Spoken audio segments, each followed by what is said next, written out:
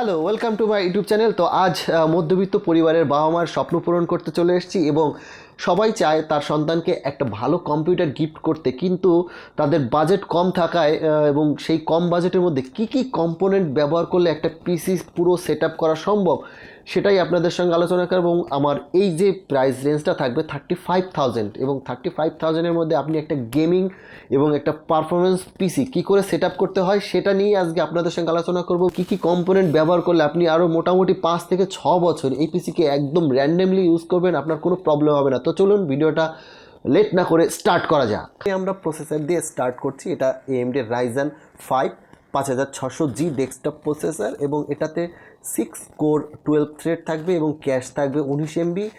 আর এই প্রসেসরটা মার্কেটে আজ অবধি যতগুলো ইন্টেলের হোক AMDর হোক যতগুলো প্রসেসর রয়েছে APU বেসড, সব থেকে বেস্ট প্রসেসর হলো 5600G।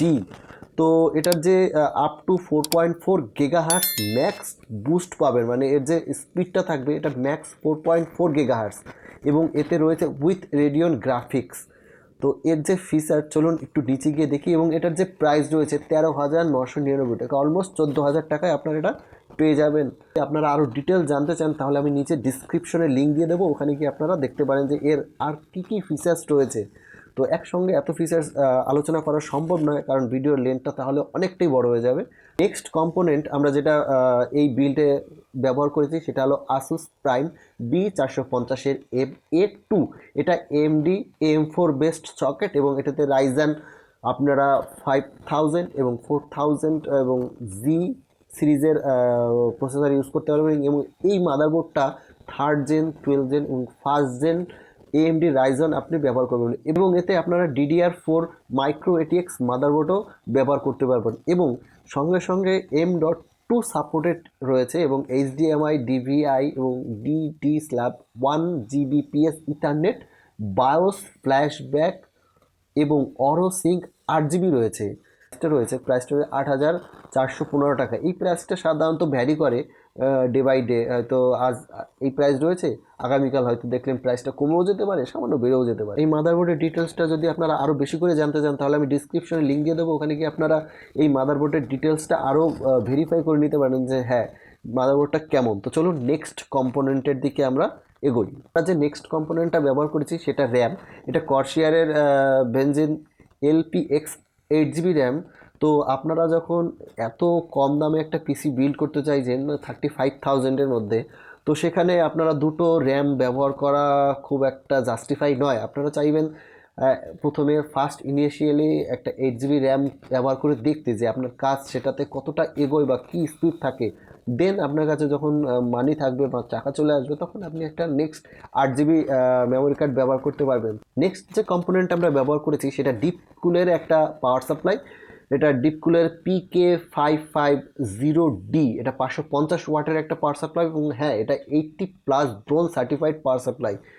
এবং এটা এই পাওয়ার সাপ্লাইয়ের সঙ্গে আপনি ভালো ভালো গ্রাফিক্স কার্ডও অ্যাড করতে পারেন, মানে মিড রেঞ্জের একটা গ্রাফিক্স কার্ডও আপনি এই পাওয়ার সাপ্লাই দিয়ে চালাতে পারবেন। তো ইন ফিউচারে যদি আপনারা গ্রাফিক্স কার্ড অ্যাড করতে যান তাহলে আপনার পাওয়ার সাপ্লাই চেঞ্জ করার কোনো প্রয়োজনই পড়বে না। তো যে প্রোডাক্টটা আমরা ইউজ করছি এটা WD গ্রিনের একটা 240GB SSD এবং এটা M.2 এবং এতে যে আপনারা স্পিড পাবেন সেটা 2400 Mbps এবং এটার ওয়ারেন্টি থাকবে 3 ইয়ার্সের। তো যখনই আপনারা কোনো পিসি বিল্ড করতে যাইবেন তখনই চেষ্টা করবেন একটা SSD ইউজ করার M.2, কারণ তাহলে কি হবে আপনাদের যে পিসি সেটা অনেকখানি পারফরমেন্স আপ হবে, যেমন 3 থেকে 4 গুণ পারফরমেন্স আপ হয়ে যাবে হার্ড ডিস্কের থেকে। তো যে প্রোডাক্টটা নিয়ে আলোচনা করবো সেটা NT স্পোর্টসের একটা ক্যাবিনেট। হ্যাঁ, আপনি যে যতগুলো প্রোডাক্ট বা আমরা কম্পোনেন্ট কিনলাম তো সেটাকে একটা জায়গায় সাজিয়ে রাখতে হবে, তো তার জন্য আপনাকে একটা কম্পোনেন্ট ইউজ করতে হবে, সেটা হলো ক্যাবিনেট। তো এই ক্যাবিনেটটা সাধারণত অনেকের চয়েস অনুযায়ী ভ্যারি করতে পারে। তো এখানে আমার একটা যে চয়েস রয়েছে সেটা আমি আপনাদের সঙ্গে শেয়ার করছি। তো এই ক্যাবিনেটটার দাম 3,682 টাকা। তো এতে কি কি রয়েছে সেটা একবার ডিসকাস করি। এই NT স্পোর্টসের একটা মিড টাওয়ার ATX ক্যাবিনেট এবং এটাতে আপনি কি কি ফিচার্স পাবেন সেটা হলো এই ক্যাবিনেটে আপনি ATX motherboard, micro ATX motherboard এবং ITX মাদারবোর্ড, এই তিনটি মাদারবোর্ডই আপনারা এটাতে ইনস্টল করতে পারবেন এবং এতে 3x120 mm 3টে ARGB ফ্রন্ট ফ্যান পাবেন এবং 120 mm এর একটা রিয়ার ফ্যান পাবেন, এবং এগুলো যে 3টে এবং একটা 4টে ফ্যানই প্রি ইনস্টল। এটার ফিচার্স কী রয়েছে সেটা আমি ডিসক্রিপশনে এর লিঙ্ক দিয়ে দেবো, ওখানে গিয়ে আপনারা এর ফিচার্স আরও ডিটেলসে জানতে পারবেন। যদি এই ভিডিওটা ভালো লেগে থাকে তাহলে প্লিজ ভিডিওটাকে একবার লাইক করবেন আর চ্যানেলটাকে সাবস্ক্রাইব করতে একদমই ভুলবেন না। আমি প্রশান্ত আর আপনারা দেখছেন দ্য ইন্ডিয়া পিসি। তো চলুন আজ এই অবধি, নেক্সট অন্য একটা ভিডিওতে আপনাদের সঙ্গে আলোচনা করবো। Tata, bye bye.